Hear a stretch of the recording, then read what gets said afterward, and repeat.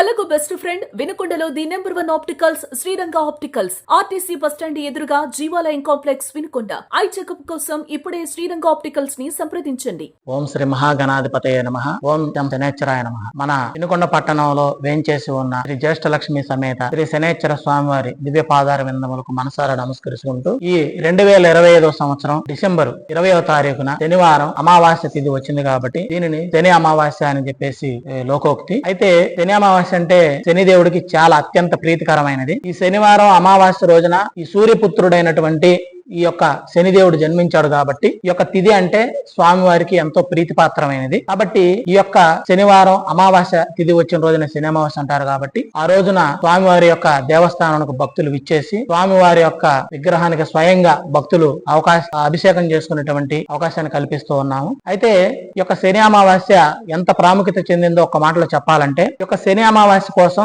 దేవతలు సైతం కూడా ఎదురు చూస్తూ ఉంటూ ఉంటారన్నమాట. ఎందుకంటే అసురుల మీద దేవతలు విజయాన్ని సాధించడానికి కోసం ఆ యొక్క శక్తిని కూడగట్టుకోవడానికి శని భగవానుడి కోసం పూజ చేయడానికి వేచి ఉండే రోజే ఈ శని అమావాస్య అన్నమాట. ఈ శని అమావాస్య అనేది 1000 శనిత్రయోదశలతో సమానమైనటువంటి ఫలితాన్ని ఇస్తుందని చెప్పేసి పురాణాలు కూడా చెప్తూ ఉన్నాయి.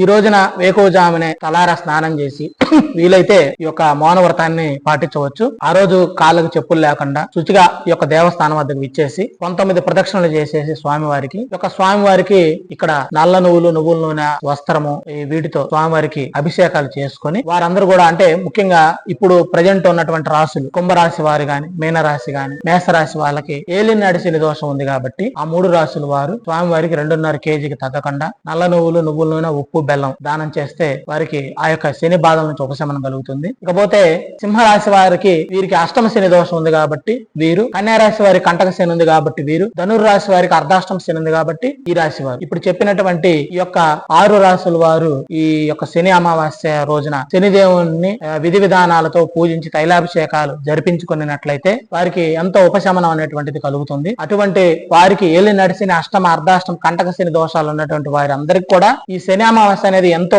ఉపశమనాన్ని ఇస్తుంది. అంతేకాకుండా కోర్టు సమస్యలు, ఆరోగ్య సమస్యలు, వ్యాపార సమస్యలు, భూత బాధలు, ప్రేత బాధలు, గ్రహారిష్టాలు, అంతేకాకుండా నవగ్రహ దోషాలు, దానితో పాటు నరఘోష, నరదిష్టి పీడలు, తెలియకుండా అంతులేని రోగం అన్నమాట. అంటే డాక్టర్ దగ్గరికి వెళ్ళి చూయించుకున్నా గానీ ఏ రోగం ఉందో అనేటువంటిది వారికి కూడా అంతు పట్టకుండా కొన్ని రోగాలు ఉంటాయి అన్నమాట. ఎన్ని టెస్టులు చేసినా ఏ రోగం ఉందో అర్థం కాదు. అటువంటి వాళ్ళు ఆ రోజున స్వామి వారికి 3 పూట్ల అంటే సూర్యోదయం అయిన తర్వాత ఒక గంట సేపు శనిహోర ఉంటుంది అనమాట. ఆ టైంలో మిట్ట మధ్యాహ్నం అప్పుడు కూడా శని భగవానుడికి అభిషేకం చేస్తే విశేష ఫలితం ఉంటుంది. ఎందుకంటే నీలాంజన సమాభాసం రవిపుత్రం యమాగ్రజం ఛాయా మార్తాండ సంభూతం తం నమామి శనేశ్వరం. అంటే ఛాయా మార్తాండ సంభూతం, ఛాయ అంటే ఛాయాదేవి, మార్తాండు అంటే సూర్య భగవానుడు. ఎటువంటి మార్తాండు అంటే మిట్ట మధ్యాహ్నం పూట మనం ఎండలోకి వెళ్తే ఏ విధంగా అయితే భగభగమని సూర్యుడు మండుతూ ఉంటాడో అటువంటి సూర్యుడికి మార్తాండు అనేటువంటి పేరు. అటువంటి సూర్య భగవానుడికి జన్మించాడు కాబట్టి ఆ మిట్ట మధ్యాహ్నం రోజున అభిషేకం చేసుకున్నా, సూర్యోదయం అయిపోయిన తర్వాత అభిషేకం చేసుకున్నా, అంటే ఈ శని అమావాస్య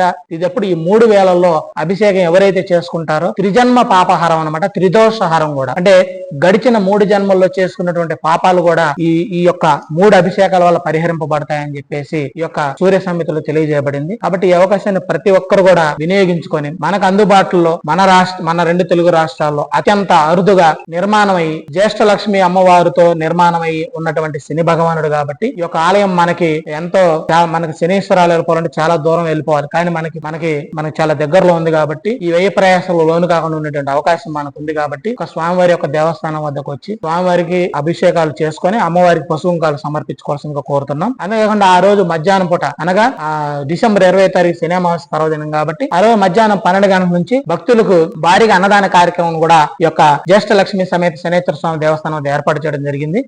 ఆ యొక్క అన్నదాన కార్యక్రమంలో కూడా భక్తులందరూ కూడా పాల్గొని స్వామివారి అన్నప్రసాదాన్ని స్వీకరించి ఈ యొక్క జ్యేష్ఠలక్ష్మి సమేత శనేశ్వర స్వామి వారికి దివ్య అనుగ్రహాన్ని పొందవలసిందిగా. అంతేకాకుండా ఇదే ఆలయ పరిసర ప్రాంతాల్లో వెనక వైపున శ్రీ పార్వతీమాత సమేత బాణలింగేశ్వర స్వామి ఆలయం అంటే శివాలయం కూడా నిర్మాణమై ఉన్నది కాబట్టి అక్కడ కూడా స్వామివారికి అభిషేకం చేసుకొని విశేష ఫలితాన్ని పొందవలసిందిగా కోరుతున్నాం. ఇంకొకటి ఏంటంటే తీరని కోరికలు ఎవరికైనా ఉంటే వారు ఈ యొక్క దేవస్థానంలో 190 ప్రదక్షిణలు ఆ రోజున కావాలి చేసినట్లయితే ఎటువంటి కోరికైనా తప్పనిసరిగా నెరవేరుతుంది. ఇది రాసి పెట్టుకోండి. ఓం శం శనేశ్వరాయ నమః.